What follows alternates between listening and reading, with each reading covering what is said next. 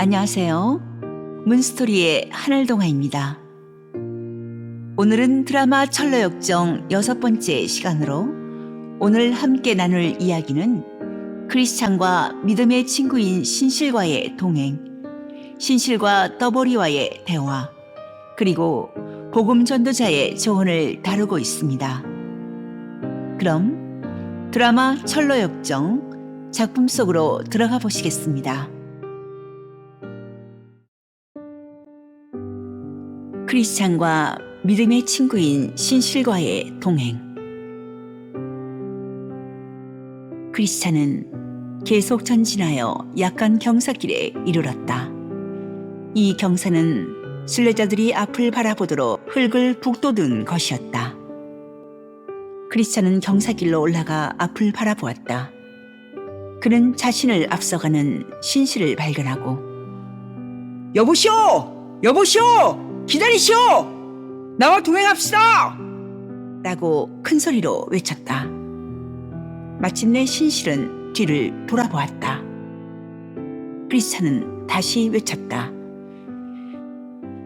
내가 당신에게 갈 때까지 기다려 주십시오! 그러나 신실은 안 되겠습니다. 나는 목숨이 위태롭습니다. 피해 복수자가 나를 따라오고 있습니다. 라고 대답했다. 이 대답에 크리스찬은 약간 화가 나서 온 힘을 다해 신실을 따라잡아 앞질렀다. 나중된 자가 먼저 된 것이다. 크리스찬은 친구를 앞질렀다는 것에 우쭐하여 웃음을 웃다가 자기 발밑을 주의하지 못하고 발이 걸려 넘어지고 말았다. 그는 신실이 와서 도와줄 때까지 일어나지를 못했다.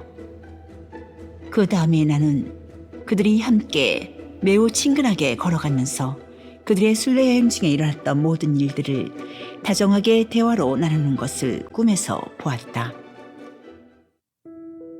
존경하고 친애하는 나의 형제 신실 씨, 당신을 따라오게 되어 기쁩니다. 하나님께서 우리를 화목케 하셔서 이렇게 동반자로 즐거운 여행을 할 수 있게 되었습니다. 사랑하는 친구 크리스찬 씨, 우리 동네에서부터 당신과 동행하고 싶었습니다. 그런데 당신이 먼저 떠났기 때문에 어쩔 수 없이 이 먼 길을 혼자 왔습니다. 내 뒤를 따라 순례 여행을 떠나기 전에 얼마 동안 멸망의 도시에 머물렀습니까? 당신이 우리 도시를 떠난 직후 우리 도시가 하늘에서 내려오는 불로 완전히 불타버린다는 소문이 크게 퍼졌습니다. 그래서 나는 오래 머무를 수 없었습니다. 아니, 이웃들이 그런 이야기를 했단 말입니까? 그렇습니다. 그 이야기는 한동안 모든 사람들의 입에 오르내렸습니다. 뜻밖이네요. 그런데 당신 외에 다른 사람들은 그 위험을 피하려고 떠나지 않았습니까? 아까 말한 대로 소문은 자자했지만 확신한 사람은 없던 것으로 생각됩니다.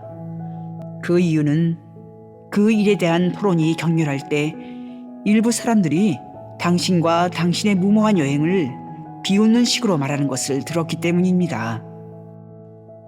그러나 나는 하늘에서 내려오는 유황불로 우리 도시에 종말이 있을 것을 확실히 믿었고 지금도 믿고 있습니다. 그래서 나는 탈출을 했습니다. 무주대라는 이웃에 대한 이야기를 들어보셨습니까?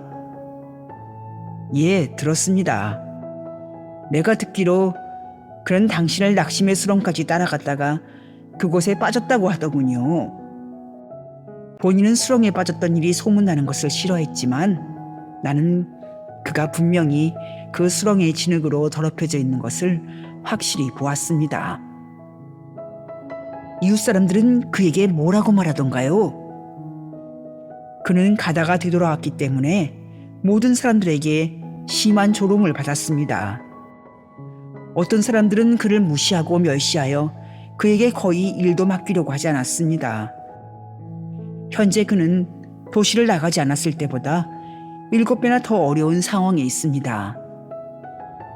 그런데 무주대가 포기한 길을 멸시하는 사람들이 왜 그를 그렇게 업신여길까요? 사람들은 그를 못된 놈, 그자는 변절자야. 자기가 한 약속에 성실치 못한 놈이야. 라고 욕합니다. 그가 이 길을 버렸기 때문에 하나님께서 하나님 자신을 반대하는 자들까지 일으켜 그를 멸시하게 하고 그를 웃음거리로 만드신 것 같습니다. 당신은 도시를 떠나기 전에 그와 이야기한 적이 있습니까? 한번 길에서 그를 만났는데 자신의 행실이 부끄러웠는지 외면해버리더군요. 그래서 그와 이야기를 하지 못했습니다. 저런... 처음 출발할 때 나는 그 사람에게 기대가 있었는데, 그러나 지금은 도시가 멸망할 때 그가 함께 멸망할 것이 걱정되는군요. 그는 개가 그 토하였던 곳에 돌아가고 돼지가 씻었다가 더러운 구덩이에 도로 누웠다는 정확한 속담대로 되었습니다. 나도 그것이 걱정됩니다. 그러나 누가 그렇게 되는 것을 막을 수 있겠습니까? 자, 이제 그 사람 이야기는 그만두고 신실 씨, 우리와 보다 직접적으로 관련된 일들을 이야기합시다. 당신이 이 길을 오면서 어떤 일들을 만났는지 이야기해 주시지 않으시겠습니까? 여러 가지 일들을 만나셨을 텐데요. 그렇지 않다면 오히려 이상한 일이라고 생각됩니다. 다행히 나는 당신이 빠졌다는 사실을 알고 있었기 때문에 낙심의 수렁에는 빠지지 않고 좁은 문까지 도착했습니다. 그런데 음탕이라는 여인을 만나 큰 해를 당할 뻔했습니다. 그 여자의 올가미를 피하셨다니 정말 다행입니다. 요셉도 그 여자에게 어려움을 당하지 않았습니까? 당신처럼 요셉도 피할 수 있었지만 목숨까지 잃을 뻔했었지요. 그런데 그 여자가 당신에게는 어떻게 했습니까? 어느 정도 알고 계시는 것 같으나 음탕이라는 여자가 얼마나 달콤하게 말하는지 당신은 상상하지 못할 것입니다. 그녀는 나에게 모든 만족을 주겠다고 약속하면서 자기와 함께 딴 길로 가자고 끈질기게 쫓아왔습니다. 그러나 선한 양심을 만족시켜준다는 약속은 안 했겠지요? 맞습니다. 모두 관능적이고 육신적인 약속들이었습니다. 당신이 그녀의 유혹을 피하게 해주신 하나님께 감사드립니다. 그러나 내가 완전하게 그녀의 유혹을 피한 것인지 모르겠습니다. 설마 그녀의 욕망을 만족시켜준 것은 아니겠지요? 아닙니다. 몸을 더럽히지는 않았습니다. 나는 음녀의 걸음은 음부로 내려가라니 라는 말씀을 받던 것이 기억났습니다. 그래서 나는 그녀의 미모에 유혹되지 않으려고 눈을 감았습니다. 그러자 그녀는 나에게 욕을 퍼붓더군요. 그래서 나는 내 갈 길을 갔습니다. 오면서 다른 공격을 받지 않았습니까? 고난산 밑에 도착했을 때 나이가 많은 노인과 만났습니다. 나에게 내가 누구이고 어디로 가느냐고 묻길래 전성으로 가는 순례자라고 말했더니 그 노인이 그대는 매우 정직한 사람 같아 보이는데 내가 넉넉한 품삯을 줄 테니까 나와 살 생각이 없느냐고 물었습니다. 그래서 나는 그 노인에게 이름과 사는 곳을 물었더니 노인은 자기 이름은 첫사람 아담이고 유혹의 마을에 산다고 대답했습니다. 나는 다시 나에게 시킬 일이 무엇이고 품삯은 무엇이냐고 질문하자 노인은 일은 많은 쾌락이고 품삯은 나중에 그의 상속인이 되는 것이라고 대답했습니다. 나는 또 노인에게 어떻게 생활하며 어떤 다른 종들을 데리고 있느냐고 물었습니다. 노인은 그의 집에는 세상의 모든 신미들이 가득하고 그의 종들은 자기 자손들이라고 말했습니다. 다음에 내가 자녀가 몇 명이냐고 물었더니 육신의 정욕, 안목의 정욕, 이생의 자랑이라는 이름의 딸만 3명 있는데 내가 원한다면 그들과 결혼해도 좋다고 말했습니다. 내가 노인에게 얼마나 오래 나와 살기를 바라냐고 또 물었더니 자기가 죽을 때까지 같이 살자고 말했습니다. 그래서 결국 그 노인과 당신은 어떤 결론을 내렸습니까? 처음에는 그의 말이 매우 그럴듯하여 따라가고 싶은 생각이 약간 들었습니다.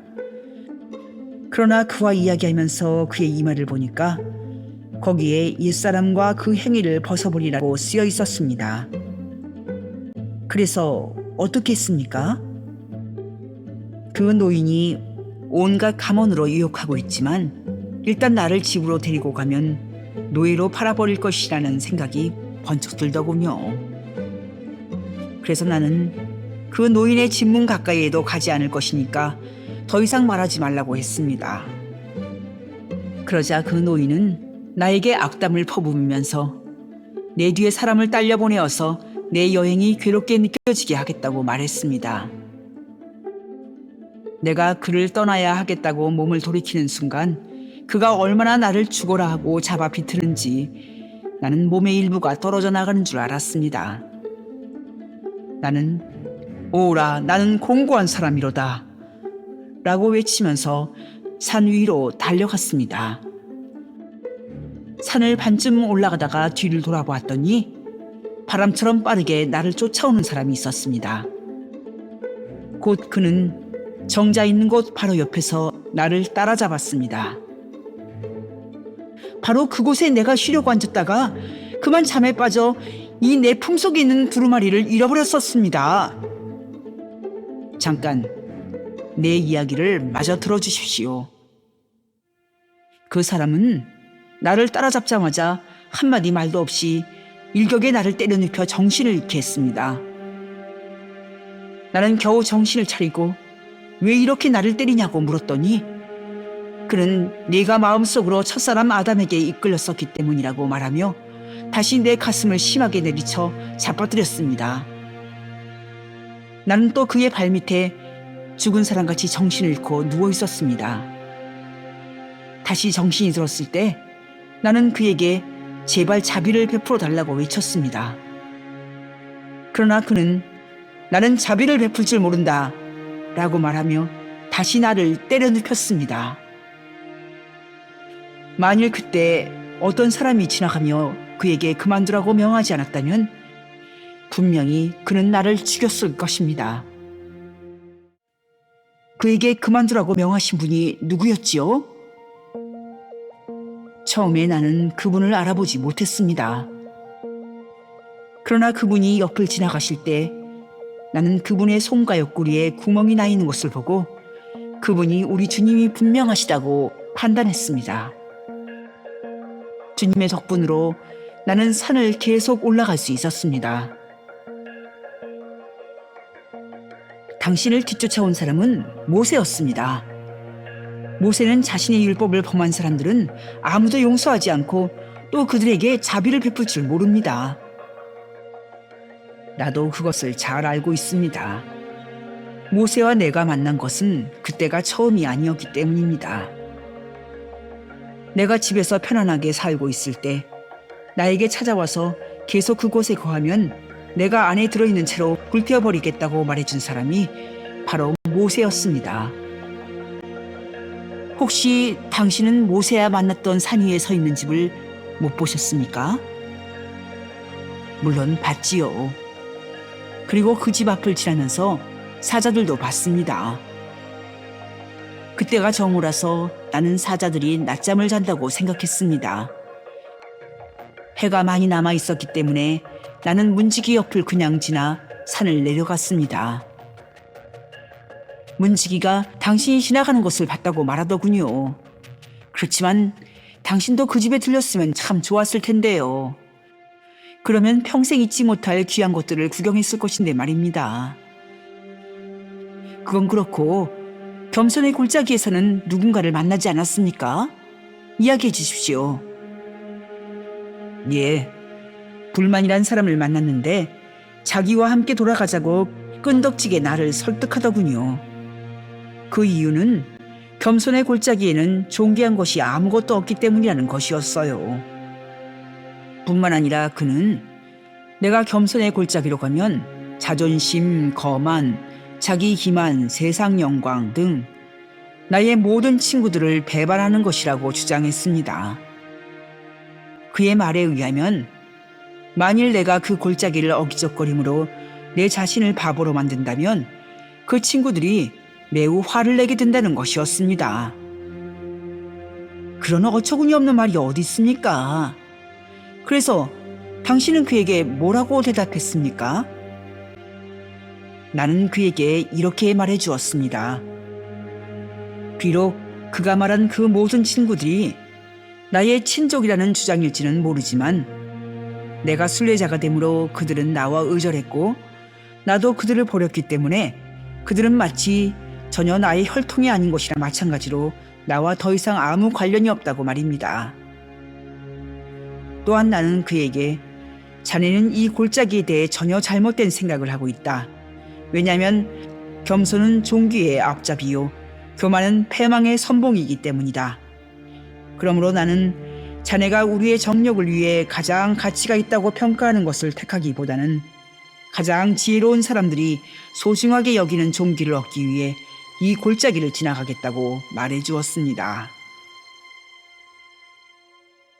그 골짜기에서는 다른 사람을 만나지 못했습니까? 수치라는 사람을 만났지요. 그런데 내가 생각할 때 나의 순례 여행 중에서 만난 사람들 중 어울리지 않는 이름을 가진 사람은 이 사람뿐인 것 같아요. 다른 사람들은 어느 정도 논쟁 같은 것을 벌이면 수긍을 하는데 이 엄치를 모르는 수치라는 자는 절대 그런 법이 없었어요. 아니 도대체 그가 당신에게 무슨 말을 했는데 그럽니까? 기가 막힙니다. 글쎄 그 자는 신앙 자체를 부정합니다. 사람이 신앙에 신경을 쓰는 것이 가련하고 치사하고 비열한 일이라고 생각합니다. 예민한 양심은 비겁한 것이고 사람이 자신의 말과 행동을 경계하므로 이 시대의 용감한 사람들이 즐겨 사용하는 남을 괴롭히는 자유를 스스로 억제하는 것은 스스로를 그 시대의 조롱거리로 만드는 것이라고 그는 말합니다. 그는 또한 권력자, 부자 또는 지혜로운 사람들 중에 나와 같은 생각을 하는 사람은 거의 없고 그 정체를 아는 자가 아무도 없는 것을 위해 자진해서 모든 것을 잃어버리는 모험을 하라고 설득하는 것은 차라리 그들에게 바보가 되라고 하는 것이므로 아무도 설득당하지 않는다고 주장합니다. 뿐만 아니라 그는 이 시대에 살고 있는 순례자들의 비천한 경제 상태와 사회적 지위, 그리고 모든 자연과학에 대한 무지와 이해 부족을 욕했습니다. 그는 나를 붙들고 늘어져 지금 여기서 내가 다 말하지 못할 정도로 많은 비난을 해댔습니다. 예를 들어 설교를 들으며 우는 것이나 예배를 마치고 집으로 돌아가며 한숨 쉬고 괴로워하는 것, 이웃에게 내가 사소한 잘못의 용서를 구하는 것, 또는 다른 사람에게서 훔친 것을 변상하는 것이 수치스러운 일이라는 것입니다. 또한 그는 신앙이 몇 가지 악배들로 인해 사람을 위대한 사람들과는 점점 멀어지게 하고 같은 신앙을 가졌다고 해서 비천한 자들을 인정하고 존경하게 만든다고 주장하면서 이것이 수치가 아니고 뭐냐고 말했습니다. 그래서 당신은 그에게 뭐라고 말했습니까? 하도 어이가 없어서 처음에는 아무 말도 할 수가 없었습니다. 그가 하도 몰아붙이는 바람에 피가 거꾸로 솟아 얼굴이 상기됐지요. 수치란 놈이 이것을 눈치채고 거의 완전히 나를 거꾸로 때릴 뻔했지요. 그러나 나는 마음을 가다듬고 사람 중에 높임을 받는 것은 하나님 앞에 미움을 받는 것입니다. 라는 말씀을 깊이 생각해 보았습니다. 그리고 나는 이 수치란 자가 인간들에 대해서는 많은 말을 했으나 하나님이나 하나님의 말씀에 대해서는 아무것도 말하지 않았다는 것을 발견했습니다. 또한 나는 최후의 심판날에 우리의 영생과 사망이 이 세상의 사람을 괴롭히는 것을 즐거워하는 자에 의해 결정되는 것이 아니라 지극히 높으신 분의 지혜와 율법에 의해 결정된다는 사실을 생각했습니다. 그래서 나는 비록 세상의 모든 사람이 반대하더라도 하나님께서 말씀하시는 바가 수치를 물리치는 데 최선의 방법이라고 생각했습니다. 나는 수치에게 이렇게 말했습니다. 하나님께서 자신을 믿는 신앙을 즐겨 택하셨고 하나님께서 예민한 양심을 즐겨 택하셨다. 그리고 천국을 얻기 위해 스스로 어리석은 자가 된 자가 가장 지혜로운 자들이며 그리스도를 사랑하는 가난한 사람들이 그리스도를 미워하는 세상에서 가장 위대한 자들보다 더 부자이다. 그러므로 수치야 물러가라. 너는 나의 구원의 대적이다. 내가 나의 주권을 가지신 주님을 대적하고 내 생각을 받아들일 것 같으냐? 그렇게 하고 내가 어떻게 주님께서 오실 때에 주님의 낯을 뵙겠느냐? 내가 지금 주님의 길과 주님의 종들을 부끄럽게 여기고 어찌 축복을 기대할 수 있겠느냐? 그러나 정말로 이 수출한 놈은 뻔뻔스러운 악당이었습니다. 그놈은 끈질기게 나를 따라오며 계속하여 신앙의 결점들을 내 귀에 이것저것 속삭였습니다. 마침내 나는 그에게 더 이상 헛된 시도를 하지 말라. 내가 멸시하는 것들에서 나는 가장 큰 영광을 보고 있다. 이렇게 말하고 이 성가신 놈을 멀찌감치 뒤로 하고 나아갔습니다. 그 자를 떼어버리자 나는 노래가 절로 나오기 시작했습니다. 하늘의 부르심에 순종하는 사람들이 만나는 시험은 많도다. 육신을 만족시키는 시험들이 오고 또 다시 와서 언제 신자를 빼앗아 굴복시켜 버림받게 할지 모르니 오 순례자들이여 천국 가는 나그네들이여 경계를 늦추지 말고 용감하게 나아갈지어다. 형제여, 당신이 그 악당을 그처럼 용감하게 대항하신 것을 들으니 참으로 기쁩니다. 당신 말처럼 그자는 전혀 잘못된 이름을 갖고 있습니다. 그자는 뻔뻔스럽게도 길거리에서 우리를 따라와 모든 사람들 앞에서 우리에게 창피를 주어 결국 우리로 선한 것을 부끄럽게 여기게 하려는 자입니다. 웬만큼 넉살 좋은 놈이 아니고서는 그놈과 같은 행동은 생각도 못합니다. 그러니 우리 계속 그놈을 격퇴합시다. 그런 놈은 지 아무리 잘난 체해도 바보들 외에는 그놈에게 넘어갈 사람이 없습니다. 그래서 지혜로운 자는 영광을 기업으로 받으나 미련한 자의 현달함은 욕이 되느니라 라고 솔로몬이 말했지요. 하나님께 수치를 이기도록 도와주시사 이 땅에서 진리를 용감하게 선포하도록 하게 해달라고 강구해야 한다고 생각합니다. 옳은 말씀입니다. 그 밖에 또 골짜기에서 만난 사람은 없습니까? 없습니다. 그 후 나머지 모든 길을 지나가는 동안 또한 사망의 음침한 골짜기를 지날 때에도 계속 태양이 비치고 있었습니다. 얼마나 다행이었습니까? 나는 정반대로 일이 풀렸습니다. 그 골짜기에 들어서자마자 나는 괴물 아볼로온과 장시간에 걸쳐 무서운 전투를 벌였습니다. 정말로 나는 그놈이 나를 죽일 줄로 생각했습니다. 특별히 그놈이 나를 내동댕이 칠 때 그런 생각이 들었습니다. 그놈이 나를 내던졌을 때 내가 칼을 놓쳤기 때문에 그는 이제 너는 이제 끝이다 라고 장담했습니다.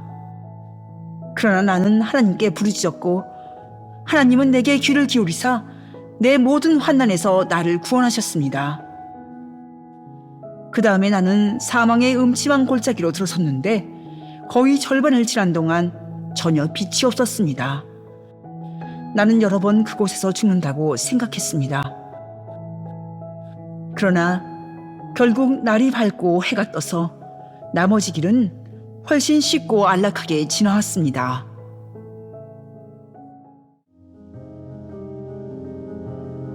신실과 떠버리와의 대화, 복음 전도자의 조언. 내가 꿈속에서 보니 두 사람은 계속 걸어가고 있었다. 그러다가 신실이 우연히 옆을 쳐다보던 중 너버리라는 이름의 남자가 멀리서 그들의 옆을 걸어가는 것을 발견했다. 이곳의 길은 매우 넓어 그들 모두가 함께 걸어갈 수 있었다. 너버리는 키가 크고 가까이서보다는 멀리서 볼 때 더 잘생겨 보이는 사람이었다. 너버리에게 신실이 말을 걸었다. 여보시오, 어디로 가는 길입니까? 혹시 천국으로 가시지 않습니까? 바로 그곳에 가고 있습니다. 잘 됐습니다. 우리는 좋은 동행자가 될 수 있을 겁니다. 기꺼이 동행자가 되겠습니다. 자, 이리로 와서 함께 걸어가면서 유익한 이야기를 나누면서 시간을 전용합시다. 누구와라도 유익한 이야기를 나누는 것을 나는 매우 환영합니다. 그처럼 좋은 일에 관심이 있는 분들과 만나게 되어서 기쁩니다. 솔직히 말해서 여행을 하면서 이런 시간을 보내는 것을 즐거워하는 사람들은 거의 없고 대부분은 유익하지 않은 농담을 하는 것을 훨씬 좋아하지요. 이 점을 나는 항상 걱정해 왔습니다. 정말로 통탄할 일입니다. 하늘에 계신 하나님에 대한 일들을 이야기하는데 이 땅의 사람들의 혀와 입을 사용하는 것만큼 가치 있는 일이 무엇이겠습니까? 당신이 너무 마음에 듭니다. 왜냐하면 당신의 말씀은 확신으로 가득하기 때문입니다. 제가 덧붙여 말씀드려 보겠습니다. 하나님의 일들에 대해 대화하는 것만큼 즐겁고 유익한 것이 무엇이겠습니까?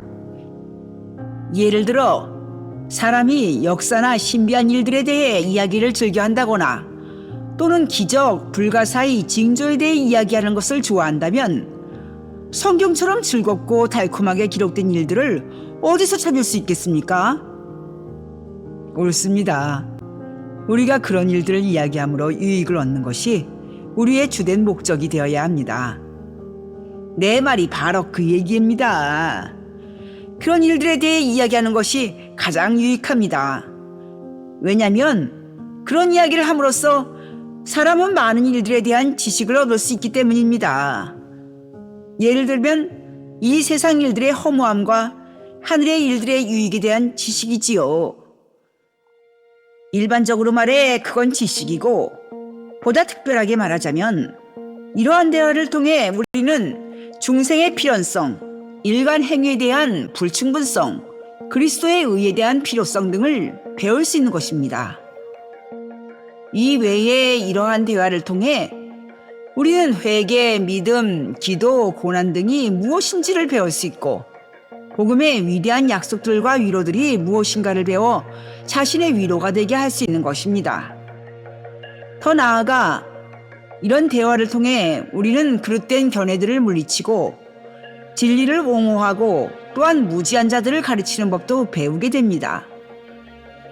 모두 맞는 말씀입니다. 당신에게서 이런 이야기들을 듣게 되어 기쁩니다. 그러나 슬프게도 이러한 대화가 부족하기 때문에 영생을 얻기 위해 믿음이 필요하고 영혼의 은혜의 역사가 필요하다는 것을 깨닫는 자가 거의 없고 사람들은 절대로 천국을 얻게 할 수 없는 율법의 행위 가운데 무지하게 살고 있는 것입니다. 말씀 중에 죄송하지만 이러한 천국의 지식은 하나님의 선물입니다. 인간의 노력으로나 단지 그것들을 이야기하는 것만으로 천국의 지식을 얻을 수는 없습니다. 그 모든 사실을 나도 잘 알고 있습니다. 인간은 하늘에서 주시는 것 외에는 아무것도 받을 수가 없습니다. 모든 것이 은혜로 되는 것이고 행위로 되는 것은 없습니다. 이 사실을 확증하기 위해 나는 성경 100군데라도 제시할 자신이 있습니다. 좋습니다. 그러면 이제 한 가지 주제를 정하고 대화를 나누는 것이 어떨까요? 무슨 주제든지 원하는 대로 정하십시오. 나는 우리의 유익이 되기만 한다면 하늘의 일이든지 땅의 일이든지 도덕적인 일이든지 복음적인 일이든지 거룩한 일이든지 속된 일이든지 과거의 일이든지 미래의 일이든지 외국의 일이든지 본국의 일이든지 보다 본질적인 일이든지 부수적인 일이든지 모두 다 이야기할 수 있습니다. 신실은 병탄을 금치 못하고 혼자 떨어져 걷고 있는 크리스찬에게 다가가서 작은 소리로 말했다. 정말로 용감한 동반자를 얻었습니다. 분명히 이 사람은 매우 뛰어난 순례자가 될 것입니다. 크리스찬은 이 말에 조용히 미소 지으면서 말했다. 당신이 그토록 마음을 뺏긴 저 사람은 저 혀로 그를 모르는 사람들 20명은 속일 것입니다. 그러면 당신은 저 사람을 알고 있습니까? 아냐고요? 물론이죠. 저 사람이 자신을 아는 것보다 더 잘 알지요. 그러면 저 사람은 어떤 사람입니까? 그의 이름은 떠버리고 그는 우리 도시에 살고 있습니다. 당신이 저 사람을 모른다는 것이 이상합니다. 하긴 우리 도시는 크니까 이해가 되긴 합니다만 그는 누구의 아들이고 어디쯤에 살고 있습니까? 그는 말쟁이라는 사람의 아들이고 제잘제잘 동네에 살고 있습니다. 그는 그를 아는 모든 사람에게 제잘제잘 동네에 떠보리로 알려져 있습니다. 그는 말만 잘하는 변변치 못한 건달입니다. 그래도 매우 품이 있어 보이던데요. 그를 자세히 모르는 사람에게는 그렇게 보입니다. 왜냐하면 그는 멀리서 보는 것이 가장 좋고 가까이서 보면 아주 추하게 생겼습니다. 당신이 그를 품이 있는 사람이라고 하니까 한 미술가의 그림을 봤던 생각이 납니다. 그의 그림은 멀리서 보는 것이 가장 좋고 가까이서 보면 매우 불쾌합니다. 당신이 미소를 짓는 것을 보면 농담을 하고 있다는 생각이 들려고 합니다. 비록 미소를 짓기는 했지만 내가 이 문제를 놓고 농담을 한다거나 어떤 사람을 거짓되게 중상을 한다거나 하는 것은 당치도 않은 말입니다. 그의 정체를 더 자세하게 말씀드리겠습니다. 이자는 지금 당신과 이야기한 것처럼 어떤 친구나 어떤 이야기에도 상대가 됩니다. 그는 지금 당신과 하던 이야기를 술집에 앉아서도 이야기합니다. 술이 취하면 취할수록 더 이런 이야기들을 입에 많이 담지요. 신앙은 그의 마음에도 집에도 대화 가운데도 존재하지 않고 오직 그의 혀에만 존재합니다. 따라서 그의 신앙은 시끄러운 소리에 불과할 뿐이죠. 정말 그렇습니까? 그렇다면 내가 이 자에게 단단히 속은 거군요. 속은 거죠. 확실히 속은 것입니다. 저희는 말만 하고 행치 아니하는도다 라는 말씀을 기억하십시오. 하나님의 나라는 말에 있지 아니하고 오직 능력이 있습니다. 그는 기도, 회개, 믿음, 중생에 대해서 말하지만 단지 그것들에 대해 말하는 것만을 알 뿐입니다. 나는 그의 집에 가본 적이 있었고 집에서와 밖에서 모두 그를 관찰해 본 적이 있었습니다. 그러므로 내가 그에 대해 하는 말은 사실입니다. 계란 흰자위가 맛이 없듯이 그의 집에는 신앙이 없습니다. 그의 집에는 기도도 없고 죄에 대한 회개는 흔적도 없습니다. 사실 짐승이 차라리 그보다 훨씬 더 하나님을 잘 섬긴다고 할 수 있을 것입니다. 그는 그를 알고 있는 모든 사람에게 신앙의 오점이며 치욕이며 수치입니다. 저자 때문에 그가 살고 있는 동네의 모든 사람들에게 신앙은 전혀 호평을 받을 수가 없습니다. 그래서 저자를 알고 있는 사람들은 모두 밖에서는 성자이고 집에서는 악마라고 말합니다. 그의 불쌍한 가족들까지도 그렇게 생각합니다. 그가 얼마나 구두쇠이고 하인들에게 욕을 퍼부으며 학대하는지, 하인들은 어떻게 일을 해야 할지, 또 어떻게 그에게 말을 해야 할지를 알지 못한다고 합니다.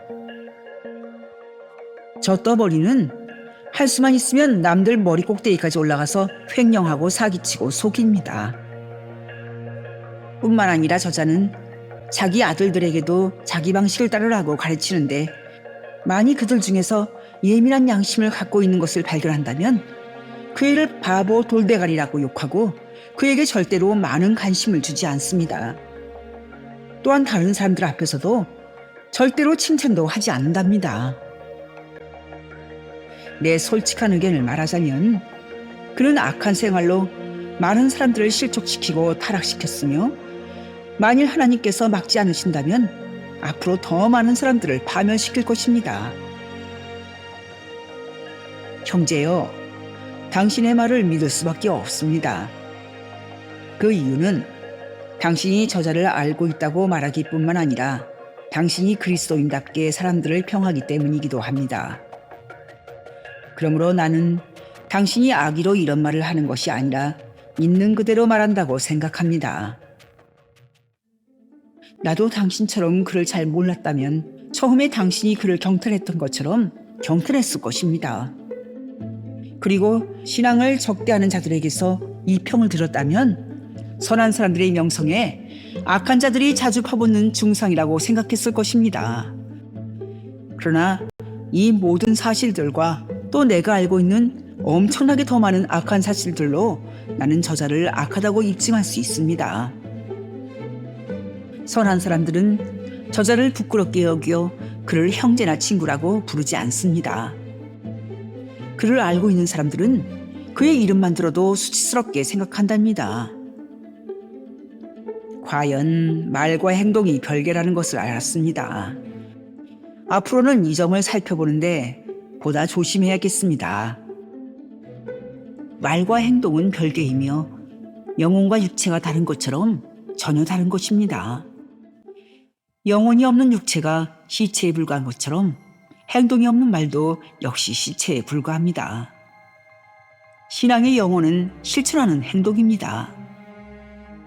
하나님 아버지 앞에서 정결하고 더러움이 없는 경건은 곧 고아와 과부를 그 환난 중에 돌아보고 또 자기를 지켜 세속에 물들지 아니하는 것이니라고 말씀에 기록되지 않았습니까?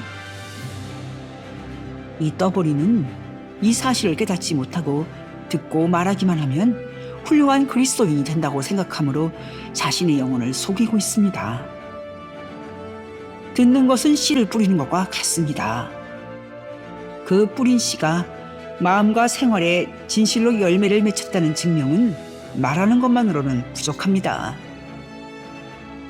우리는 최후의 심판날에 사람들이 열매를 맺었는가 못 맺었는가에 따라 심판을 받게 된다는 사실을 명심해야 합니다. 그날 우리는 내가 믿었냐는 질문을 받는 것이 아니라 너는 행하는 자냐 아니면 말만 하는 자냐는 질문을 받고 그 대답에 따라 심판을 받을 것입니다. 이 세상의 종말은 추수에 비교됩니다. 아시다시피 추수하는 사람은 열매 외에는 관심을 두지 않습니다. 내가 이 말을 하는 이유는 믿음이 없어도 하나님께 용납될 수 있다는 의미가 아니라 심판날에 떠버리의 신앙 고백이 얼마나 무가치한 것인가를 설명하기 위함입니다. 그 말을 들으니 모세가 정한 짐승을 묘사한 것이 생각납니다. 그는 굽이 갈라지고 새김질을 하는 짐승이 정한 짐승이라고 했습니다. 굽만 갈라진 짐승이나 새김질만 하는 짐승은 정한 짐승이 아니라고 했죠. 예를 들어 토끼는 새김질은 하지만 굽이 갈라지지 않았기 때문에 부정한 짐승인데 저 떠버리와 매우 닮았습니다. 즉 저자는 지식을 구하고 성경 말씀을 입으로만 새김질합니다. 그러나 죄인들의 길을 떠나지 못하고 있습니다. 따라서 저자는 부정한 자입니다. 그 성경 말씀의 복음적인 의미를 바로 설명하신 것 같습니다. 나도 한 말씀 첨가해 보겠습니다. 바울은 수다쟁이들을 소리나는 구리와 울리는 꽹과리와 같다고 하고 다른 곳에서는 생명 없이 소리를 내는 것이라고 설명했습니다. 생명이 없는 것들이란 곧 참된 믿음과 복음의 은혜가 없는 자들이지요. 그리고 궁극적으로 그들은 비록 그들의 말이 마치 천사의 방언이나 음성처럼 들릴지라도 생명의 자녀들이 있는 천국에 절대로 들어올 수 없는 자들이 있지요. 나는 이제 저자와 동행하는 것이 내키지 않는데 우리 어떻게 하면 저자를 떼어버릴 수 있을까요? 내 충고를 듣고 내가 시키는 대로 하십시오. 그러면 하나님께서 그의 마음을 감동시켜서 돌이키게 하시지 않은 한 그자도 곧 당신과 동행하는 것에 진절머리를 낼 것입니다. 어떻게 해야 합니까? 그에게로 가서 신앙의 능력에 대해 진지한 토론을 벌이십시오. 그는 분명히 신앙의 능력을 인정할 것입니다. 그럴 때 이 능력이 그의 심령과 가정과 대인관계에 있어서 확고하게 자리를 잡고 있는가를 분명하게 질문하십시오. 신실은 다시 떠보리에게로 다가가며 말했다. 실례했습니다. 피곤하지 않으십니까? 괜찮습니다. 그런데 우리가 계속 대화를 했다면 지금까지 상당히 많은 이야기를 했을 텐데 중단이 되어 섭섭합니다. 좋으시다면 다시 이야기를 시작합시다. 그러면 아까 나에게 화제를 맡긴다고 했으니까 하나님의 구원하시는 은혜가 사람의 마음에 있을 때 어떻게 나타나는가에 대해 이야기합시다. 알겠습니다. 그러면 우리는 여러 가지 능력에 대해서 이야기해야겠군요. 아주 좋은 질문입니다. 기꺼이 당신에게 대답해드리겠습니다. 간단하게 대답해서 첫째, 하나님의 은혜는 마음에 들어가서 죄에 대한 큰 비난의 소리를 내게 하고 둘째로, 아니, 그만하십시오. 한 번에 한 가지씩 생각하기로 합시다. 내 생각에는 은혜가 영혼으로 하여금 죄를 미워하게 함으로 나타난다고 말해야 할 것 같습니다. 죄를 비난하는 소리를 외치는 것과 죄를 혐오하는 것 간에 무슨 차이가 있다는 겁니까? 상당한 차이가 있죠. 남들 들으라고 죄를 비난하는 소리를 외치기는 쉬워도 죄에 대한 경건한 혐오감이 없으면 죄를 미워할 수 없습니다. 나는 마음과 가정과 대인관계에 나타나는 죄를 전혀 아무렇게 여기지 않는 많은 사람들이 강단에서 큰 소리로 죄를 비난하는 것을 들었습니다. 요셉의 주인 보디발의 아내는 매우 정숙한 것처럼 큰 소리로 비명을 질렀지만 사실상 그녀는 요셉과 부정한 짓을 저지르고 싶어 했습니다. 어떤 죄에 대한 비난의 소리는 어머니가 무릎 위에 어린아기를 앉혀놓고 행실이 나쁘고 말을 안 듣는다고 야단을 치다가 껴안고 입을 맞추는 것과 같습니다. 내가 볼 때 당신은 남의 흠을 들추어내려는 것 같군요. 아니요. 그런 의도는 없습니다. 나는 단지 잘못된 점을 정정하려는 것일 뿐입니다. 자, 그건 그렇고 당신이 마음속에서 은혜의 역사가 나타나는 두 번째 증거로 말하려고 한 것은 무엇이지요? 복음의 비밀들을 알게 되는 놀라운 지식입니다. 그 표적이 첫째가 되었어야 할 것 같군요. 그러나 첫째가 되었건 마지막이 되었건 그 표적도 정확한 것이 아닙니다. 왜냐하면 복음의 비밀들에 대한 놀라운 지식을 획득할지라도 그것이 영혼 가운데 은혜의 역사가 아닐 수 있기 때문입니다. 모든 지식을 소유한 사람도 아무것도 아닐 수 있으니 곧 하나님의 자녀가 아닐 수 있다는 것입니다. 그리스도께서 내가 너희에게 행한 것을 너희가 아느냐라고 물으셨을 때 제자들은 예 라고 대답했습니다. 그러자 그리스도께서는 이것을 알고 행하면 복이 있으리라 라고 부언하셨습니다. 그리스도께서는 제자들이 아는 것에 축복하신 것이 아니라 행하는 것에 축복하셨습니다. 왜냐하면 행함이 수반되지 않는 지식이 있기 때문입니다. 주인의 뜻을 알고도 그 뜻대로 행치 아니한 종이 있기 때문입니다. 천사같이 많은 것을 알면서도 아직 그리스도인이 아닐 수 있습니다. 그러므로 당신이 말한 표적은 틀린 것입니다. 사실 안다는 것은 말하기 좋아하고 허풍 떨기 좋아하는 사람들을 기쁘게 하는 것입니다.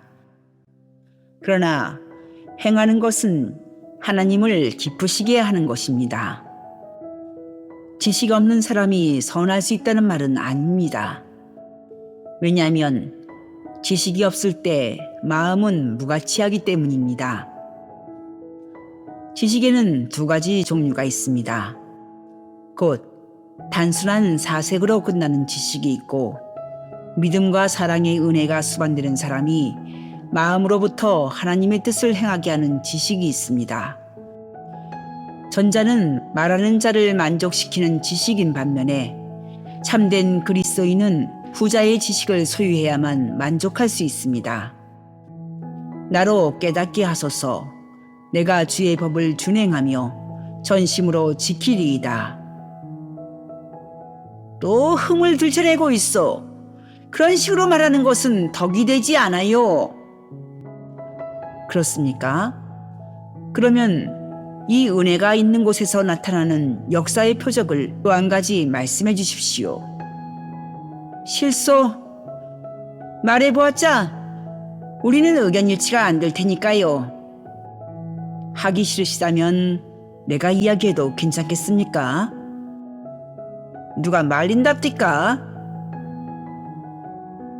은혜를 소유한 사람은 자신의 영혼 속에서 은혜가 역사하는 것을 알 수 있고 또한 옆에 있는 사람들도 그것을 알 수 있습니다.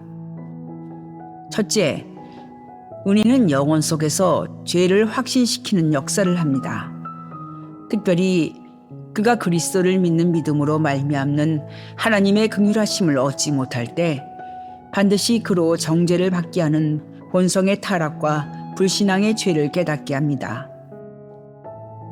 이러한 사실들을 보고 느낄 때 사람은 죄를 후회하고 수치스럽게 생각하게 될 뿐 아니라 그리스도께서 자기에게 나타나시는 것을 발견하고 영생을 얻기 위해 구세주께 나아가야 한다는 절대적인 필요성을 느끼게 됩니다. 그리고 그는 구세주를 갈급히 찾게 되고 그 갈급함에 약속이 이루어지는 것입니다. 구세주를 믿는 믿음의 강약에 따라 사람의 기쁨과 평안, 거룩함을 사모하는 마음, 구세주를 더 많이 알고자 하는 열망이 좌우되고 또한 이 세상에서 구세주를 섬기는 열망도 이 믿음의 강약에 따라 좌우됩니다. 그러나 은혜가 사람에게 나타난다고 말했지만 사람이 은혜의 역사가 이것이구나 하고 확실하게 판단할 수 있는 경우는 극히 드뭅니다. 왜냐하면 사람이 현재 타락과 부패 가운데 있고 그의 이성이 미혹되어 있으므로 그릇된 판단을 하게 되기 때문입니다. 그러므로 은혜의 역사를 소유한 사람은 은혜의 역사에 대한 바른 결론을 내릴 수 있기 위해 먼저 매우 건전한 판단력이 요구됩니다. 그러면 타인들에게 은혜의 역사는 어떻게 나타날까요? 첫째로, 그리스도를 믿는 믿음의 경험적인 고백에 의해 나타납니다. 두 번째로는 그 고백과 일치하는 생활에 의해 나타납니다.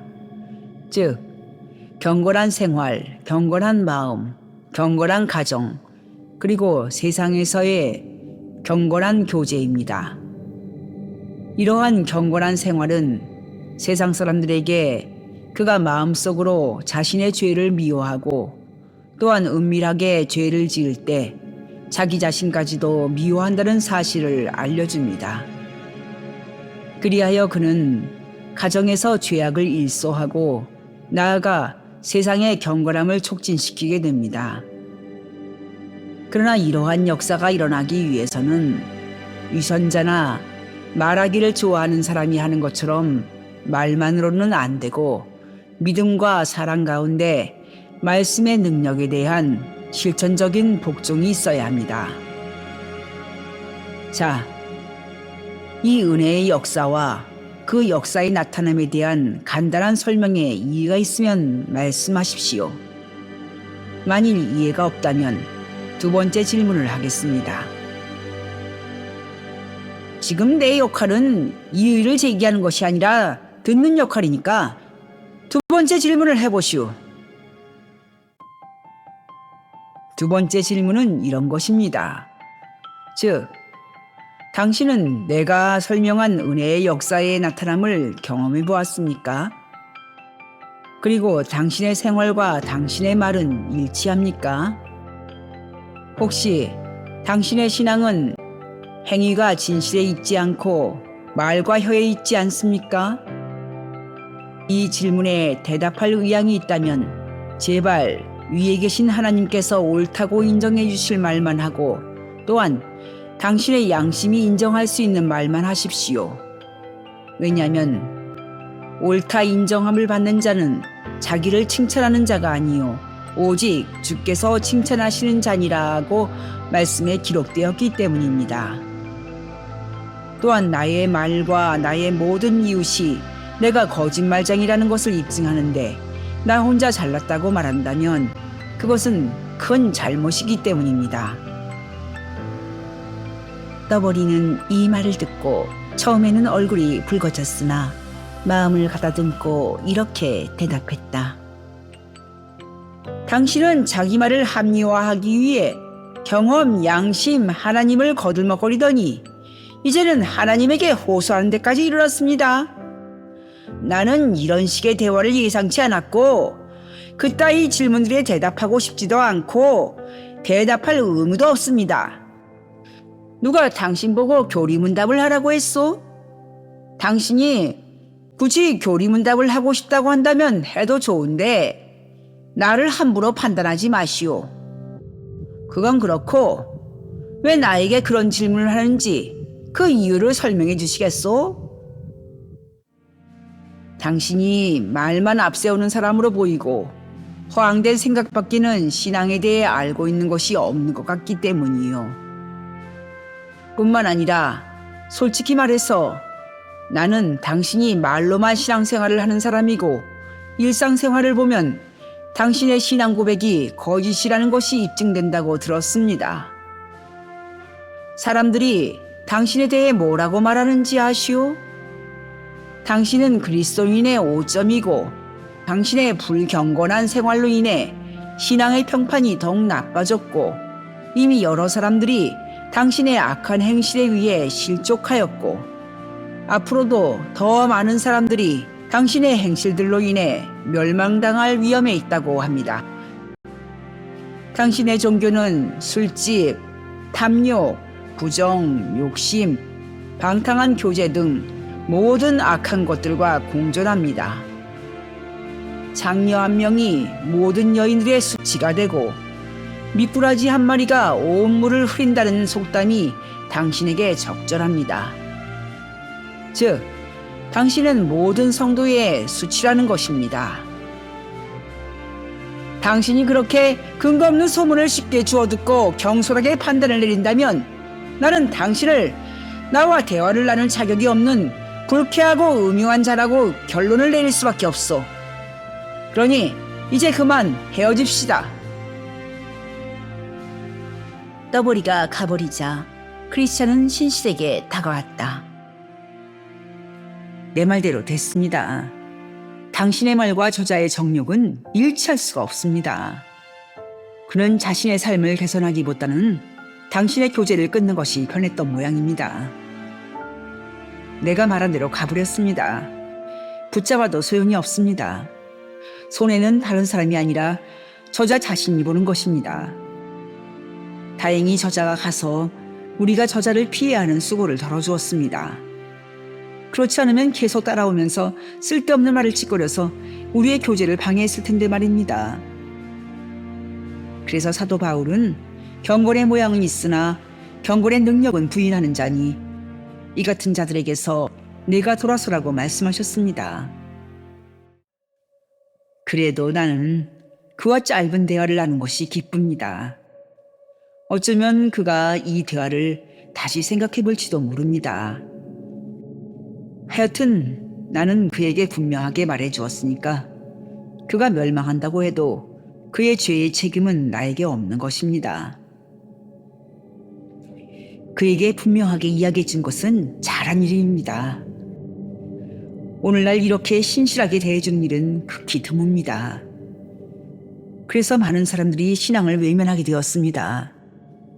아까 그자와 같이 생활에 있어서는 방탕하고 악하면서 말로만 신앙인이라고 하는 어리석은 수다쟁이들이 경건한 성도들의 교제에 끼어들어 세상 사람들을 어리둥절하게 하고 기독교를 욕되게 하고 진실한 사람들을 탄식하게 합니다. 나는 모든 사람들이 당신이 한 것처럼 입으로만 믿는 사람들을 그렇게 대해 주었으면 좋겠다고 생각합니다.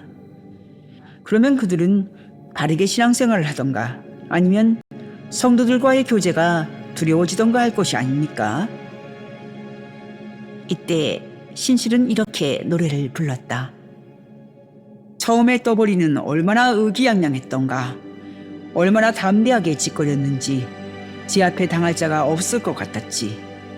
그러나 신실이 진실을 말하자 기울어지는 보름달처럼 움츠리네.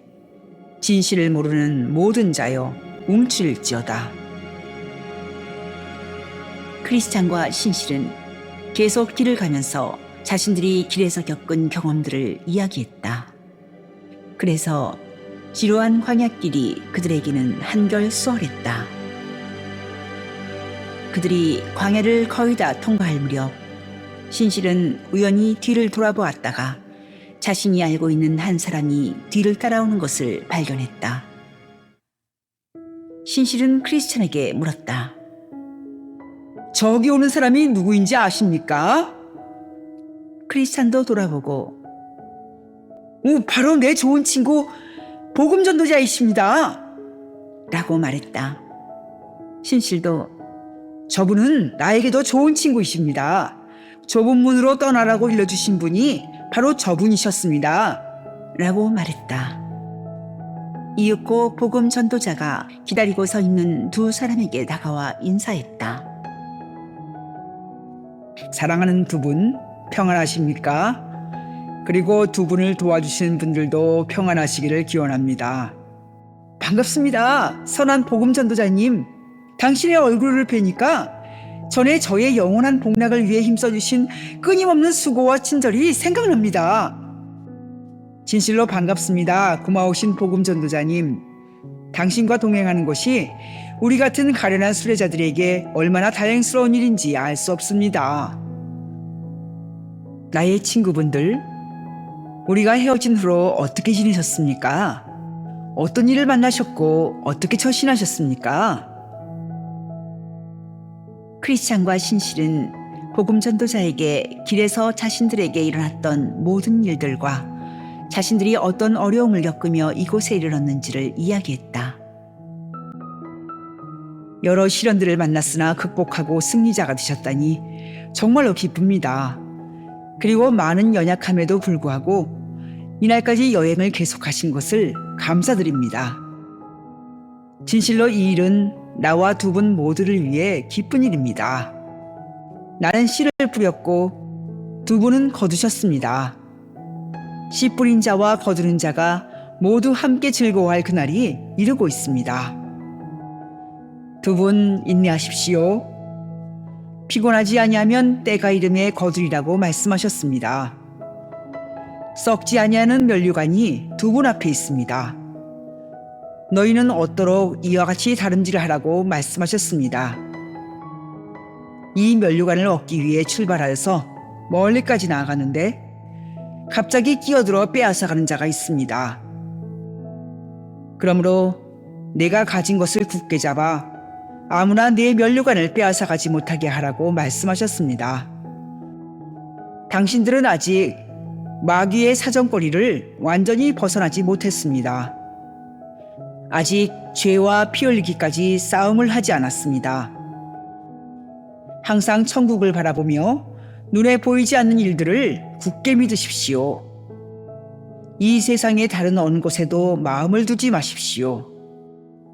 그리고 무엇보다 자신의 마음을 잘 살펴서 정욕이 들어오지 않도록 조심하십시오. 왜냐하면 만물보다 거짓되고 심히 부패한 것은 마음이기 때문입니다. 얼굴을 부싯돌같이 굳게 하십시오. 하늘과 땅의 모든 권세가 여러분 편에 있습니다. 크리스찬은 복음 전도자의 권고에 감사하고 나머지 길을 가는데 도움이 되기 위해 자신들에게 더 많은 이야기를 해달라고 간청했다. 크리스찬은 복음 전도자가 예언자이므로 앞으로 자신들에게 일어날 역경들과 그 역경들과 싸워 승리할 수 있는 방법을 이야기해 줄 수 있다고 믿고 있었다. 신실도 함께 요청을 하자 복음 전도자는 다시 말하기 시작했다. 나의 영적 자녀들이여, 당신들은 하나님 나라에 들어가려면 많은 환난을 겪어야 한다는 것과 어느 도시에서나 결박과 환난이 기다리고 있다는 것을 복음의 진리의 말씀에서 들었습니다. 그러므로 당신들은 어떤 형태로든 환난을 만나지 않고 순례여행을 할 것으로 기대할 수 없습니다. 당신들은 이미 몇 가지의 환난들을 겪어보았기 때문에 내 증거가 사실이라는 것을 알고 있습니다. 그러나 이제 더 많은 환난들이 곧 닥칠 것입니다. 왜냐하면 이제 당신들은 이 광야를 거의 벗어나 머지않아 앞에 보이는 한 도시에서 당신들을 죽이려고 길길이 날뛰는 대적들에게 심한 괴로움을 당할 것이기 때문입니다. 당신들 모두 또는 한 사람은 비로소 자신이 갖고 있는 믿음을 증거해야 한다는 것을 각오하십시오. 죽도록 충성하십시오. 그러면 하나님께서 생명의 면류관을 주실 것입니다. 그 도시에서 죽는 사람은 심한 고통과 참혹한 죽음을 당할지라도 먼저 천국에 도착하게 될 것이고 나머지 여행의 많은 고생들을 면할 수 있으므로 살아남은 사람보다 어쩌면 더 행복할 것입니다. 그 도시에 도착하여 내가 지금 여기에서 말한 일이 이루어질 때 당신들을 구원하신 그리스도를 기억하시고 용감하고 바르게 행동하시고 신실하신 창조주이신 하나님께 자신의 영혼을 맡기십시오.